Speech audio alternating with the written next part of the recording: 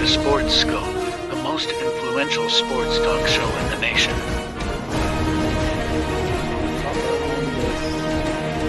What is today, the 19th? Stay tuned for updates and great sports content. Hello, everybody. Welcome to Sports Scope. I'm your host, Robert Butler. Got a great show for you tonight. Listen, folks, if we've had a lot of hazardous weather, whatever you want to call it, thunderstorms, tornado warnings here in the Middle Tennessee area. If something happens and the show cuts off, you will know what happened. If I got to cut it short, I think we'll be okay from where I'm at in the radar. But if something happens, you kind of know what I'm giving you a heads up here. So anyways, got a great show otherwise here for you all tonight. I've got, going to talk about this Pat Riley ruffling some feathers around the league. And of course, in the NBA, comments about Jimmy Butler and playing the game here. By the way, breaking news happened just minutes before I came on the air today. The Joker has won his third MVP tonight. And I'll play a quick soundbite of that before I get started on everything. Plus OKC. He made a comment about OKC and SGA saying he should get it. I'll talk about them as well. And of course, the Tennessee Titans yesterday signed Tyler Boyd, and I'll talk about this receiving core on paper. I'll tell you, it's really good. They talk about changing of the guard, a new look for this team here in the Middle Tennessee area. I'll get to that story. Also, story from last week, college football. There potentially be a settlement with players and TV revenue from college football from the NCAA. There. So where they'll be sharing revenue with the players. There's going to be a settlement that can change the landscape as well. Players could potentially get part of the, yes, I said it, the TV multiple billion-dollar contract. But I'll get to that story a little bit later if I have time. But first, let's take our first and only break. We'll hit the ground running here in 49 seconds. We'll talk about that Joker winning the MVP story. Hello, Sports Scope followers. The program has seen tremendous growth since going 5 days a week. I just wanted to thank everybody for your cash contributions and sharing the program with friends and families. Just a reminder, if you want to contribute to the program, go to the Cash App, the cash sign, and Sports Scope. There are other ways to contribute to the program listed at the bottom of the screen. If you want to advertise on the program, go to sports, that is sports with an S, another S, scope, SKOPE, at gmail.com, just like it's listed at the bottom of the screen. Thank you and enjoy the program. All righty, then I'll start off with the story here that just broke a few minutes ago. I didn't even have time to put it in the title, but we'll cover one of our topics. This is in the title. Okay, this is Shaq on TNT talking to the Joker, congratulating him for winning his third MVP in 4 years. Listen up. Probably details in there. Okay, here we go. Joker, as the president of the Big Man Alliance, you are the vice president of the Big Man Alliance. You know I love you. You're the best player in the league. I want to congratulate you, but I want you to hear from me first. I thought the SGA should have been the MVP. That's no disrespect to you, but congratulations. And what do you guys have to do to get back on track versus Minnesota? Thank you, Shaq. We don't judge people here, so that's fine. It's your opinion. I'm joking. Hey, all good. I love you. I love your brothers. One thing we always going to do is keep it real with each other. Congratulations. I love you. No, for real. I think there is a lot of players that deserve it. It's probably details and kind of small things. But yes, we have a tough stretch. We lost 2 games at home against Minnesota. Tomorrow we're going to Minnesota to try to get back series to Denver. Joker, as the president of the So I thought that was pretty funny. So he mentioned Shea Glorious Alexander, and that's a good transition into this. I do think, even though his numbers aren't as good as they were in the regular season, Shea Glorious Alexander, this Oklahoma City team, I still can't be more impressed with the team. This is the youngest team weighed by playing time. The Thunder had the average age of 23.9. 23.9 this season. That made them the youngest team in NBA history, folks, to earn a 1 seed. The average age of Oklahoma City current rotation has hovered about 9 players in the playoffs. It is just 22.9 years old. That stat was done by Sporting News 1 day ago. So, Shaq was funny. He's a guy. Him and Barkley will always tell you what's on their mind. Sometimes it may be something you don't want to hear, and usually it's something really hilarious there. But listen, hey, they got the 1 seed in the West. SGA, very, very good control for such a young man here with the basketball, can get to the rim very easily. Not a very big ego. He's a player that is constantly trending upward right now. I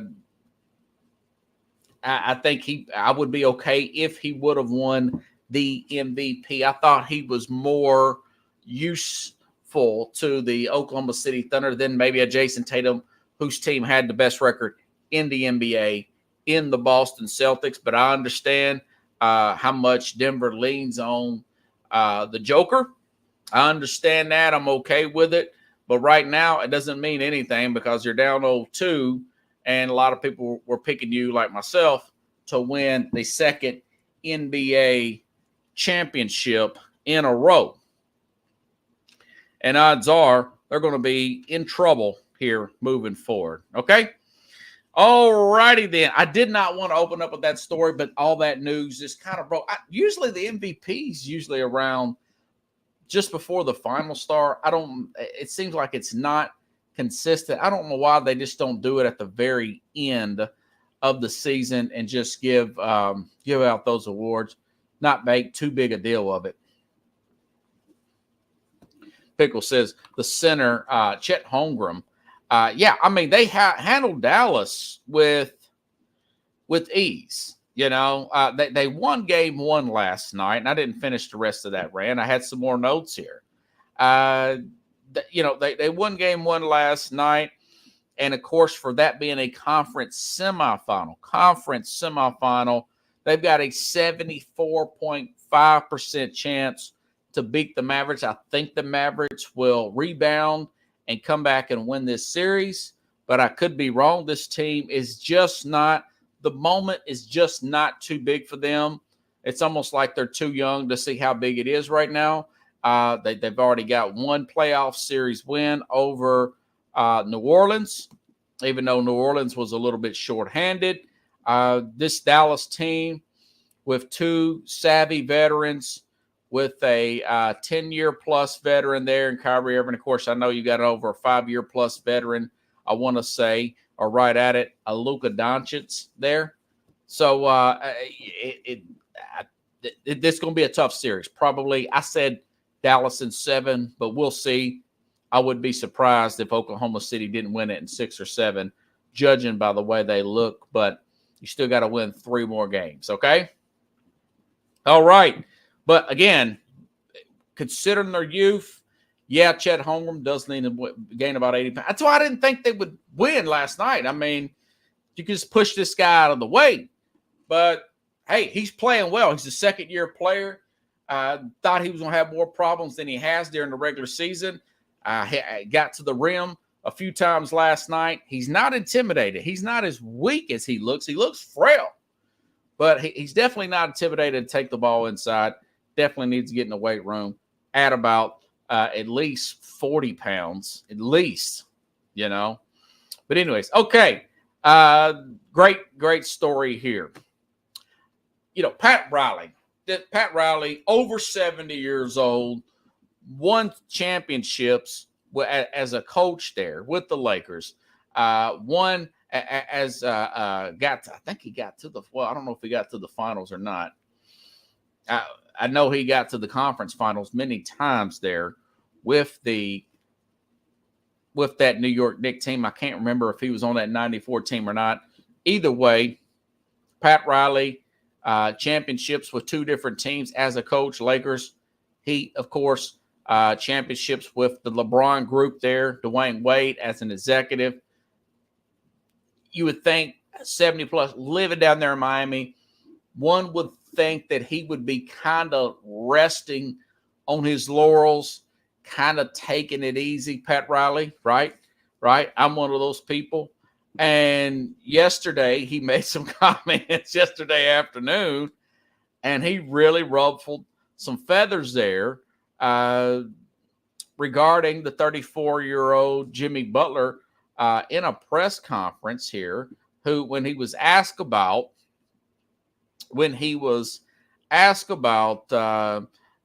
Jimmy Butler coming up for contract here in 2025, I got this soundbite from the Colin Cowherd's news section of his show. I wanted to give them credit for it. Listen to Jimmy Butler here. This ruffled some feathers in and around Butler's people and also other players around the league. Listen up. We have not discussed that internally right now, but we have to look at that, making that kind of commitment, okay? And when do we do it? I mean, we don't have to do it until 25, actually, but we'll see. We haven't made a decision on it, and we really haven't in earnest discussed it. That's a big decision on our part to commit,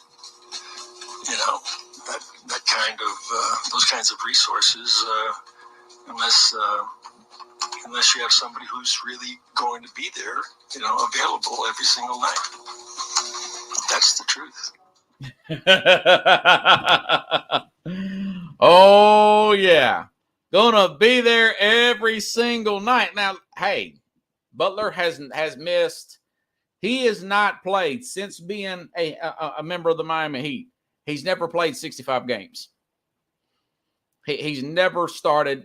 He's never played in 65 out of 82 games here, So I don't see why that would have caused an outrage. But these players in NBA, this is the level of pandering that has went on, and you still got an old school guy here, just totally trying to keep it real here. And of course, Zach Lowe. Let me see what he says. Okay, here we go.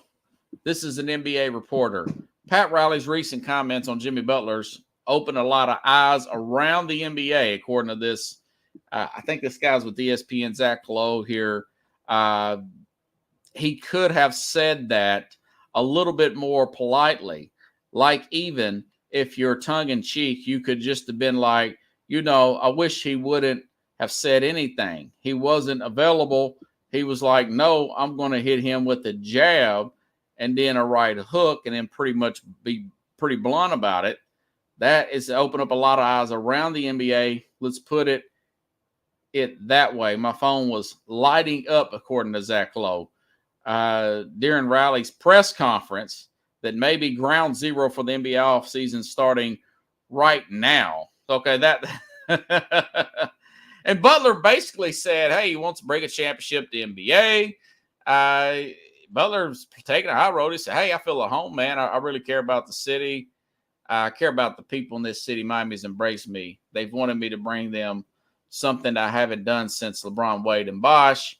I want to be able to do that as soon as I get my meat right back. I'll be right back on that A double rear end. and everybody knows it. But hey, he's just saying what he believes. Okay, that being Pat Riley. He also went on to say that he had a really good quote that he's not a big fan of the rule of the 65 game rule. And let's see if I can get a quote here from that, which is a pretty good one as well. Okay. This is also what he said about load management rule. Basically, you've got to play 65 games to get any postseason awards. That's a new rule that came in effect this year. Riley criticized the NBA 65 game rule that requires players to play at least 65 games to be eligible for postseason award.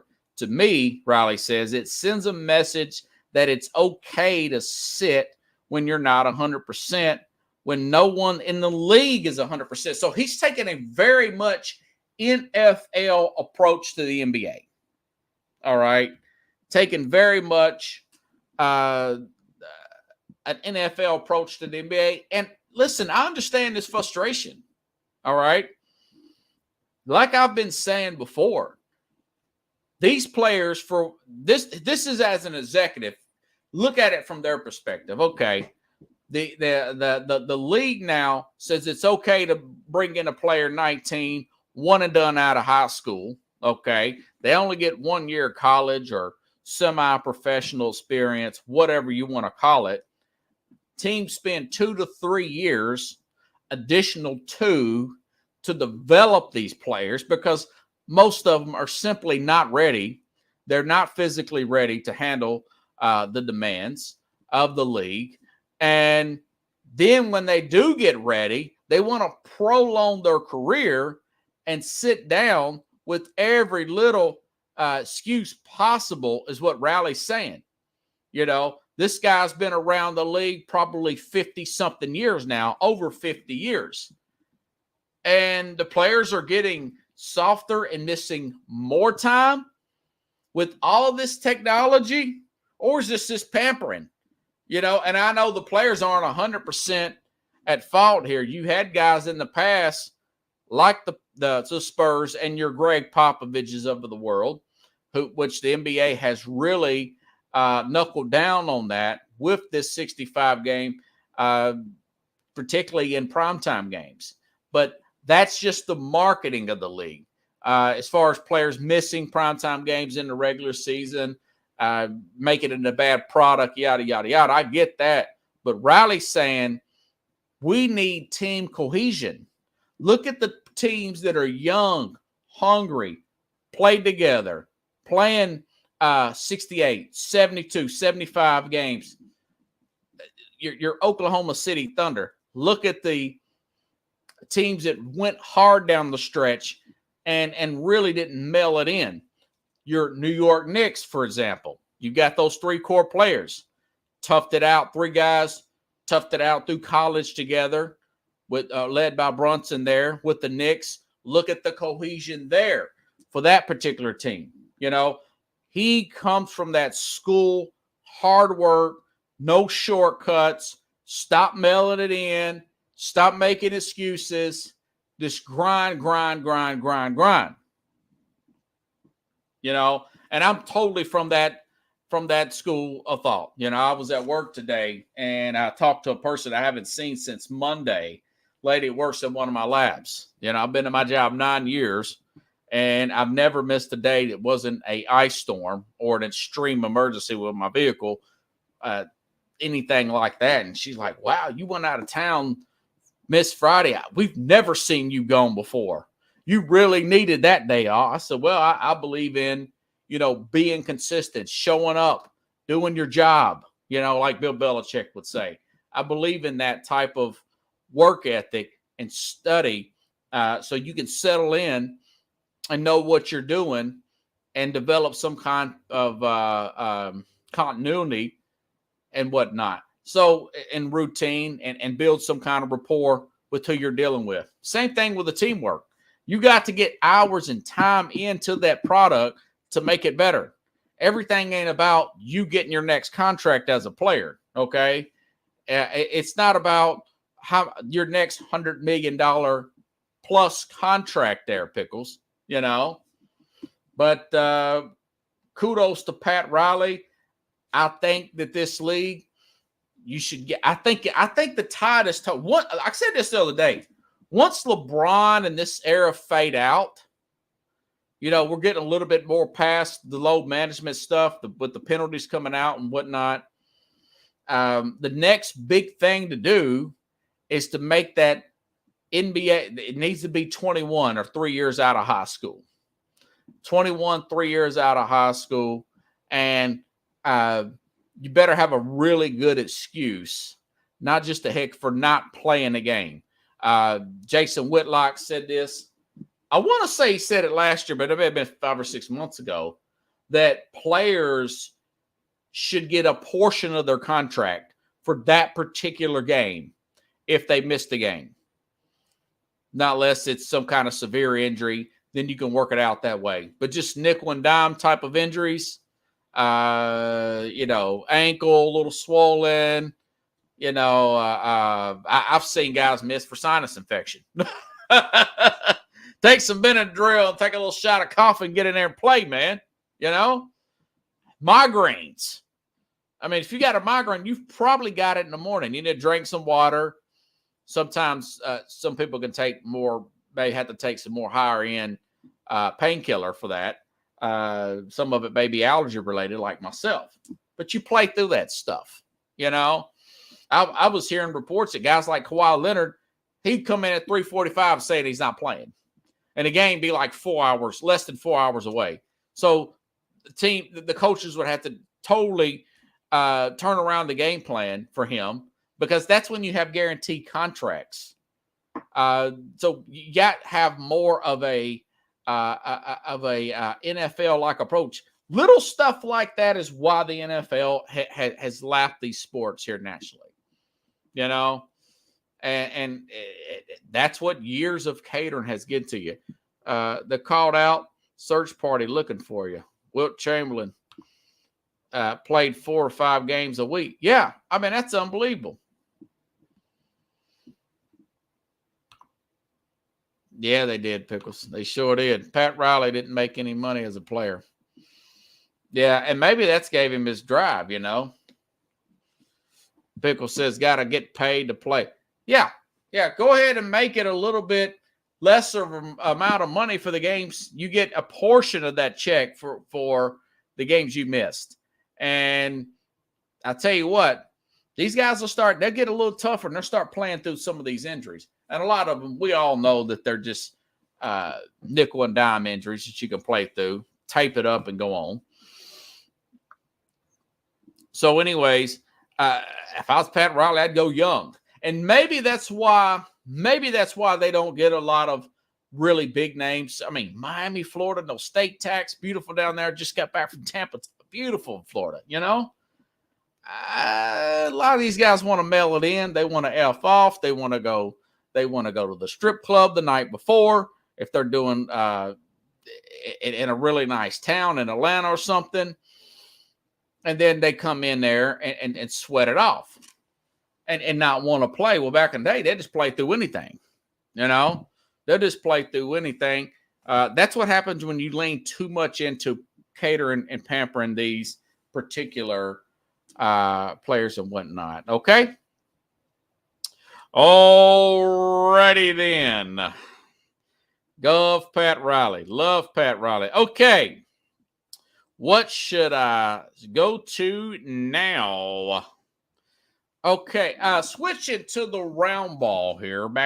Switching back to the pigskin. I'm out of Nashville. I'm out of Nashville, Tennessee. The Titans have signed Tyler Boyd yesterday, you know, and didn't really get enough time to really build up an argument on that or an opinion on that particular signing. I know Boyd is really good slot receiver, 29 years old. He'll be 30 this year. And I thought he had a down year last year. And I looked at his stats here, and the guy actually had really good stats, believe it or not.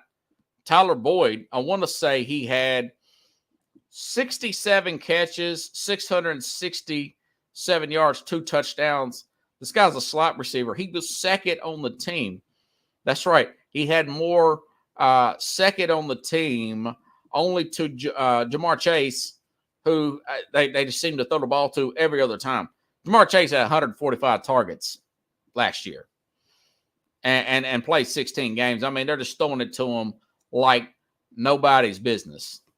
And, you know, I'm looking at this, and it doesn't seem like a big deal. They signed him 1-year contract, $4.5 million for a guy to catch that many balls here, and Tyler Boyd. And you look at Tennessee's team last year versus Tennessee's team this year.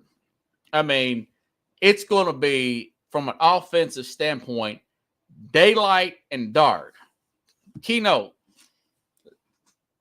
67 catches, 600 and plus, 63 yards, 2 touchdowns here. That was Tyler Boyd. Now, the Titans last year, you got your top receiver had 75 catches, 137 targets, 1,000-yard receiver there in DeAndre Hopkins. The second leading receiver for Tennessee had 54 catches at 528 yards. That's the second receiver for Tennessee. The third receiver, 22 catches, 424 yards. That was Chris Moore. Then you get into the Tajay Spears, which is the leading running back. Trayvon Burks is down there. The former number 1 overall, our former first-round pick for Tennessee 2 years ago, with it's only 16 catches for 221 yards. Okay, now you say that I give you that. Their lead receiver, 75 catches, 1,000 yards, and the second lead receiver was their tight end. Now, look who they added. They added Calvin Ridley, 76 catches, 1,016 yards, 8 touchdowns, by the way. Want to add that in there. 76 catches for Ridley coming into this season. That's probably going to be your number 1 receiver. Calvin Ridley.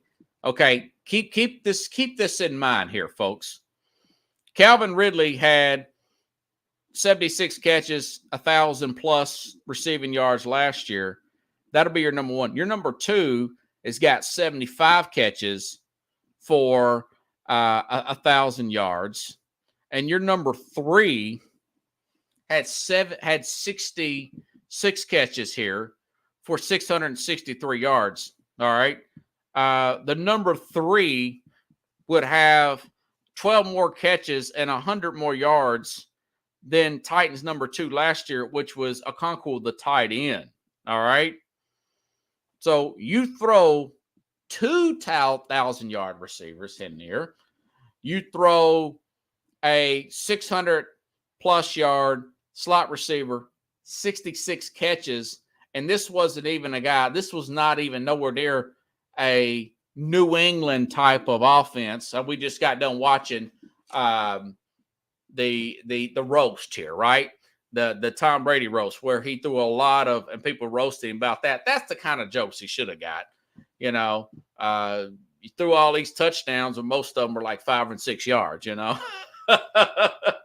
And that was true. I mean, he would hit Edelman, he would hit Welker, throw the running backs, hit his tight end here for short passes, but he always completed them, even though teams knew that they were going to do it. So my point is, that is a well of a receiving core. All right.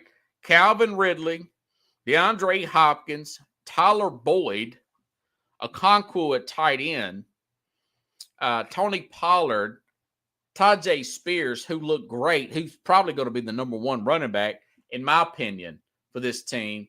Not to mention Peter Sonorski at left guard, and, of course, J.C. Latham. He was by far the best run-blocking left tackle in this particular draft. I mean, they're going to be able to blow up the left side of the offensive line when Will Levis here is going to want to throw. They'll be able to blow that left side of that offensive line up there. Did I even mention Trayvon Burks, third-year receiver, former first-round overall pick, 6-foot-plus body, 200 pounds. If he don't come in the best shape of his life, he's just not a competitor. He should come in his absolute best shape and look like the guy in the college game there at Arkansas, or he may be out of a job next year. You know, he may very well be out of a job. I think he's going to be fine. I really do, but we're going to see. We shall see. You've got two locks there at 1,000-yard receivers. These guys, especially Ridley may get 1,200 yards, you know, and Hopkins being the number 2 there. Now, Hopkins may be battling for the number 1 spot, but we're going to find out real quick. That's going to be the most competitive receiver room out there. I'd kind of like to see them on Hard Knocks, but rumors are that it's going to be the Bears that's going to be on Hard Knocks next year. But I'm not one to exaggerate and just overhype this sort of thing. I'm telling you right now, with Will Levis, pending on his chemistry and communication with Brian Callahan, the son of Bill Callahan, which I think is going to be good, but we're going to find out. I mean, Will Levis, I've got dollar signs in my eyes if I'm Will Levis.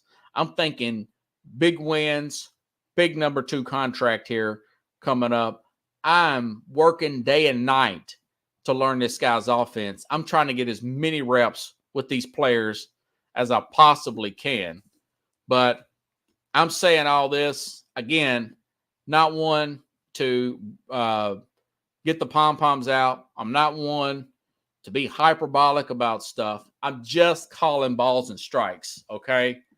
This, in my opinion, as of May, which, by the way, we got the new schedule coming out next week, okay? What's today, the 5th? I think it's 1 week from the day, Pickles. I think it's 1 week from the day. We're going to know who Tennessee plays and when. We know where they're playing. We just don't know when. It's a much bigger deal of when these teams are playing. I think the schedule release will be next week. I might get some in on it next Wednesday. I know I'll be able to tackle it next Thursday after that's been released. But this, I believe, this is the most talented wide receiver room, offense room, since the 2003 Tennessee Titans that had Steve McNair on it. Steve McNair ends up winning. Tennessee was scoring 28, 35 points a game that year. To start to see, I mean, they were just running roughshod on.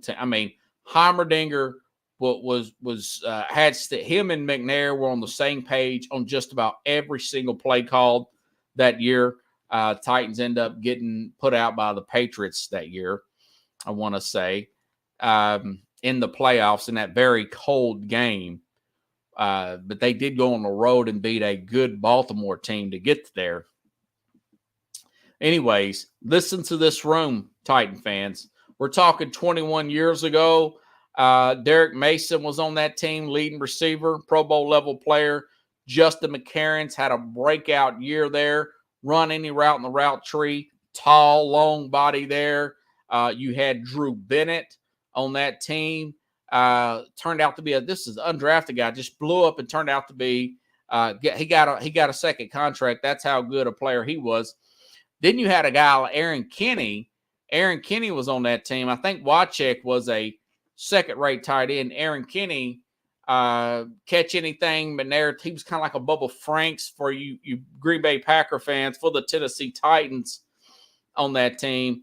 That was the best Tennessee Titans receiving corps since they've been called the Titans, since 1999. That team did not make the Super Bowl, but that team, you get a sense they could score on anybody. McNair was just in the zone. that year. The defense wasn't quite as good. But about throw in an Eddie George there, running back too. You know, he was getting on the back end of his career at that point. But this Tennessee team was last year, folks. They were 27th in total yards. They were 20, and this is offensively. They were 25th in points scored. I'll go out on the limb right now on May the 8th. We've got a few months to go before the season starts. I get it, okay? I think they'll be in the top 10, judging by this core, judging by the offensive line upgrades, judging by the head coach, Bill Callahan, who's going to be working this offense. He's going to or Brian Callahan, who's going to put in the structure here, and his dad, Bill, one of the best offensive line coaches in the NFL. Huge upgrade with Castanberry at the center position here.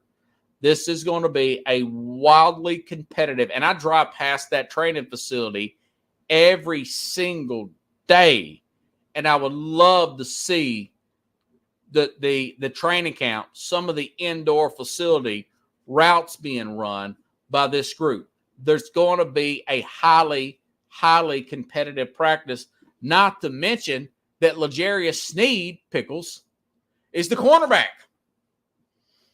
L'Jarius, former Kansas City Chief, who is just an excellent player, one of the best cornerbacks in the league, absolutely the best that was available this year through trade. And he was the best addition to the Titans from that side of the ball. He was the best cornerback that changed teams in the league, in my opinion. You know, L'Jarius Sneed was very good. Very good. So the battle between him and Calvin Ridley DeAndre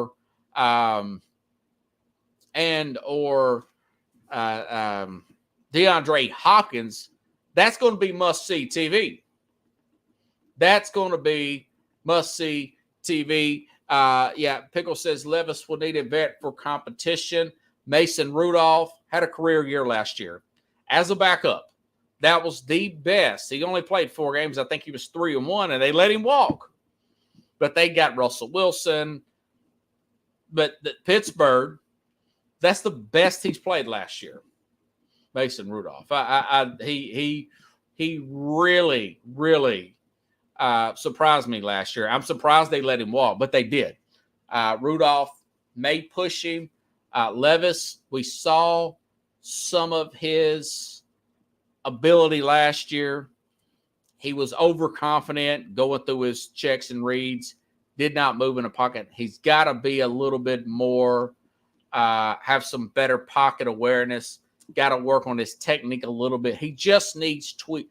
Everything I see that's wrong with him, from mine, I'm not a quarterback coach by no means, but from the naked eye, just basic footwork, having a little bit more awareness. He does stay in the pocket. I do think that Levis will make those connections. Just hope he stays healthy. But listen, he's just going to be even if Vrabel came back this year, and he just this team is going to be tremendously upgraded. This is a tremendous upgrade. Not to mention the fact that they've got the new defensive tackle there. What is it? DeAndre Sweat or whatever his name is. Yeah, Travondre Sweat from Texas playing alongside with Jeffrey Simmons. Listen, this team is a legitimate playoff sleeper, perhaps Super Bowl sleeper. You know, it's all going to come down to Levis and how much did him and Callahan, because they've already had some defensive pieces that the previous coaching staff and management added in there. They've already had those pieces with the addition to those secondary pieces, and they've got some really speedy guys at the linebacker position that they've added here. Of course, with Murray, at linebacker who was picked up from the LA Chargers in free agency. Not to mention the guy they got from Miami that could potentially start this year as well at the linebacker position. Okay. And by the way, at safety, Justin Simmons is still out there. They may actually bring in Justin Simmons. So this is going to be a very, very thirsty, competitive team. And this could, with these 2,000-yard receivers, this team could surpass that 2003, 21 year ago team under Steve McNair, where he won the MVP there because of how good they the free flowing and moving of the football that year. Okay, so hey, listen, it is what it is. I predict that they'll jump in the top 10. I think they'll jump in the top 10 unless Levis gets hurt. They just got a flood of injuries. And again, I'm not a hyperbolic. I'm not a fanboy. I just call balls and strikes. You know, yeah, he's got to have that pocket awareness where he's not overconfident in that pocket. Well, he will have more time, though. He will have more time. And life is easier when you've got to convert 3rd and 3 versus 3rd and 9. You got short option. The defenses are played better. Or the defenses have to be more honest if you're at 3rd and 3 versus a 3rd and 7, 3rd and 9. At 3rd and 3, you got the screen game there with the Pollard or Spears, which I think Spears is going to be the number one guy again. And you've got, it opens up O'Connell, Boyd, Burks. That's a lot. They may even move Burks to tight end. Now, they haven't said that.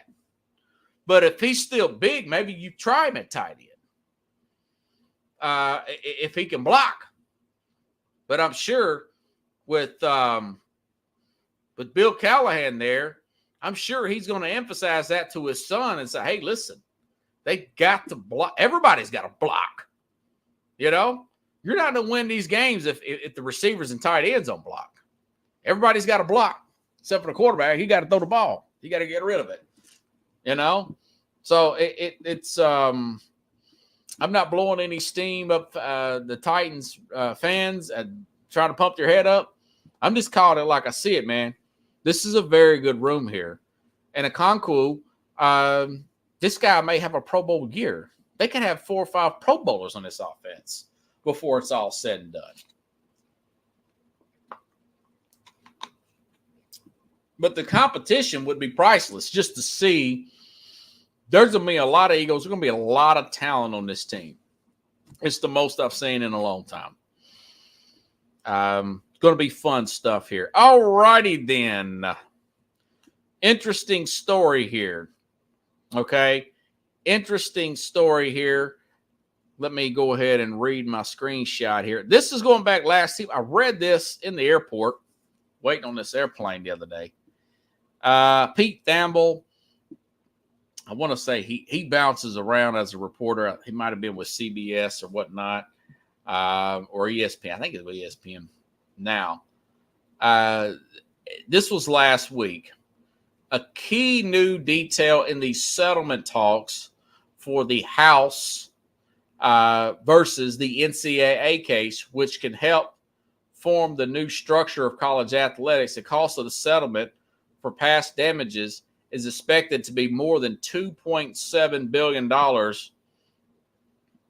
to be paid by the NCAA over the next decade. Okay. The leaders of the college sports are reporting a talks of legal settlement revenue. The House versus NCAA was set for trial in January of next year. But now they're talking about settlement. They were suing them for $4 billion. These are former players here that have sued the NCAA for revenue sharing for TV. This is TV revenue, okay? Those giant packages that ABC CBS, you name it, Fox, pay the NCAA for these games. All right. So there's and this is still developing. This is not all came out yet. But apparently, now mind you, this didn't go into effect. The NIL stuff through the Supreme Court, that happened in 2021. Okay, this lawsuit is from prior to 2021. All right, but I was reading this. This article says college football could embrace future revenue sharings. We could see college players getting a share of the sport's massive TV revenues, with conferences considering the idea. I tell you what, it's funny. I read Deion Sanders' timeline on the X app, and he made a statement the other day as if he didn't know. Such a supremely confident athlete and person, and now coach, Deion Sanders. He says, "Listen, I didn't know." He made this statement as if he did not know that only the top 1% of the 1% from the college football make it to the NFL. All right. And I can't get the exact quote, but that was what he was saying, as if people don't know that. And maybe some of the young players didn't realize that. I mean, you're talking 18, 19-year-olds should be able to explain the numbers. I mean, there's 120 Division I college football teams, not to mention Division II. And there's only 32 NFL teams, not to mention the players that are already on teams that were drafted before you, and teams are gotten second contracts. Okay. So do the math on that. All right. You really got to be good to make it to the NFL. And now, so this lawsuit here for me personally, looking at those numbers, that's pretty good. I just love to see the little man get paid. Will that help with NIL stuff? I don't know how much that's going to be per player, how that's going to get divvied out. I do know that even though the players are going to possibly, I think it's going to go through. If you just read this, and if it's going to get settled, I think there'll be some type of revenue sharing there. So it's making college look more and more like the NFL. You've already got these red shirt, gray shirt players here. You've got guys that are 24, 25 years old leaving college here. And that was the time I left. I ain't mad at them. I mean, I started late too. I started at 21. So but it's between that system now and the possibility of making more money if you're on a high-end team as a quarterback, but your NFL stock is not that good. For example, there's been players on championship teams. Eric Crouch, for example, Pickles, won the Heisman with Nebraska. And I think he converted a receiver. I don't even think he was drafted, You get a lot of guys don't even get drafted. Danny Werfel was no good. And yet they just don't these guys won Heismans, they won national championship, and they get to the NFL. I know a guy on that Florida team with Tim Tebow, the quarterback, and I can't think of his name right now, but he didn't get drafted. They won a national championship. So it's with these new rules and the transfer portal, finding a way to redshirt and come back and play for another team or whatever, you might be able to make more money in college than you could in the NFL, which I think is pretty interesting if you ask me. So you've got that. Combine that with the story I read today. Combine that with the story I read today out of Pro Football Talk that the UFL, which is the USFL, and the XFL, who both restarted over the last 2 years, have combined their leads. Guys like Adrian Martinez, he was a quarterback for Nebraska. Sam Howell, former North Carolina quarterback, was playing with the Carolina Panthers, I want to say. And then, I'll take that back. Not Sam Howell.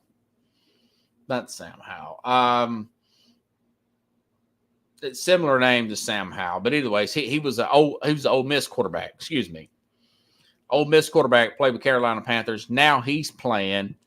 I can't recall his name. He's playing in the UFL and balling out.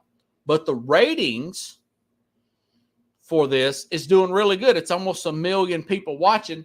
This is a startup league. This is the second year. This is the first year of these combining leagues. I guess what I'm saying is this will all make the NFL better because you'll keep players who are marginal. Look at all those players from that 2021 class that could use some more experience as far as getting starts as a quarterback. You know, look at these players. Zach Wilson needs to be in the UFL. All right. He needed some more snaps here, the BYU kid. Wouldn't it be nice if he got some more snaps? Jordan Love, what if he didn't sit for 3 years? He looked terrible. He's a bust. He looked like a total bust. You know? He looked like a total bust. But not everybody gets that opportunity to sit for 3 years. So between the transfer portal, the red shirt, and the college game, it lowers the rush to the NFL. It lowers that urge, especially if you're playing on a good team, you got some NIL. Arch Manning hadn't proved anything. He's making millions in the college game.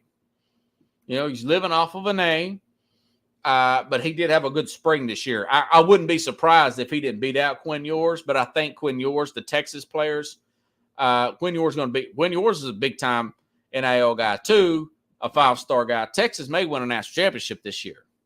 You know, they may win a national championship, but technically, Arch hasn't played a real snap in college yet.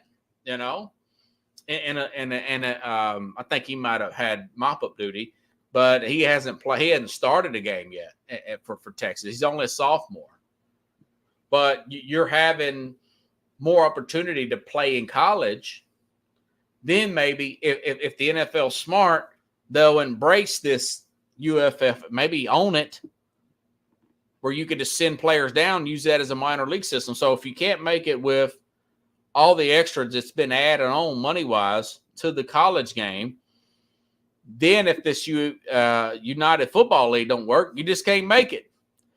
But I do think it'll make better quarterbacks if they do set up something with that, because now you're getting multiple opportunities for these players to grow, more options if this can stay about. Now, of course, we'll see how it plays out. I didn't expect none of this stuff to happen 15 years ago. I thought I would called you crazy if you told me that the players are going to get part of the TV revenue. You know, I mean, I think it's good. Again, less than 1%. Trey Lance. I mean, Trey Lance. Who's more raw than Trey Lance at this point? I mean, that dude is raw. Carson Wentz, it would be good for him to go back. I mean, he's on the NFL roster. You know, Justin Fields, Trey Lance, Pickles, Mac Jones, Zach Wilson. They're all the 2021 class. So you never know what you're going to get. Then you got the 2020 class. I've mentioned this 1,000 times, but I'll throw it in there. Justin Herbert, second contract. Jalen Hurts, second contract. Joe Burrow, second contract. 5th-year option. Jordan Love. So that was the 1920 class, and then the 2021, which was, you think about the 2021 class, that class had a lot of guys who played against vanilla defenses because of COVID. There was less practicing, everything. A lot of these teams didn't think they were even going to play. A lot of them were told they weren't going to play. Then they were going to play. They had to shove everything together real quick. And the classes really took a hit. And I just thought about it this morning or this afternoon when reading the story and thinking about the COVID year. Look how good a season that Mac Jones had with Devontae Smith that year, who won the Heisman. Maybe because the defenses were so watered down, because the teaching wasn't there that it normally was, because of the COVID stuff really, really slowed everything down, you know? And a lot of that did not look legit.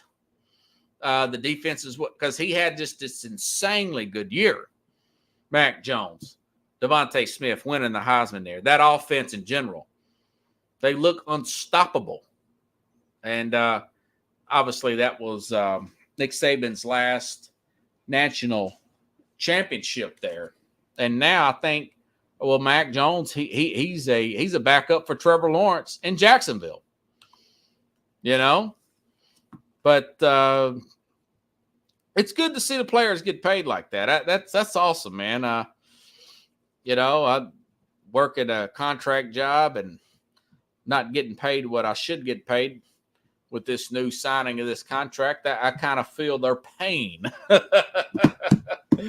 So anyways, I'll be back tomorrow, hopefully, and have plenty of stuff to talk to. A few stories I didn't get to today, but we're already at 55 minutes past the hour here.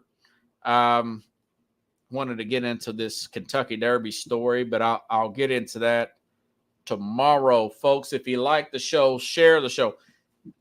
If you share this show I was telling my sister who Livia's shares the program on Facebook. If you do share it in any kind of sports group, make sure and get permission from the administrator before you do it. I don't want Facebook coming after me and take any chances of kicking me off for somebody else sharing my show in an illegal group, thinking that I put them up to it. You can't never trust anybody. Pickle says Nick Saban got out at the right time. Yeah, he's living a good life. He will be on College Game Day. I've already seen him on ESPN. Love Nick Saban. Love what he's got to say. Now he'll have Belichick. Maybe they'll be on together sometime or another. I know Belichick will be on the Manning cast. Belichick was on Game Day last year. So Game Day is really going to be interesting. Maybe they'll have them together and have those smart minds. I still got a lot of respect for those two coaches. Okay?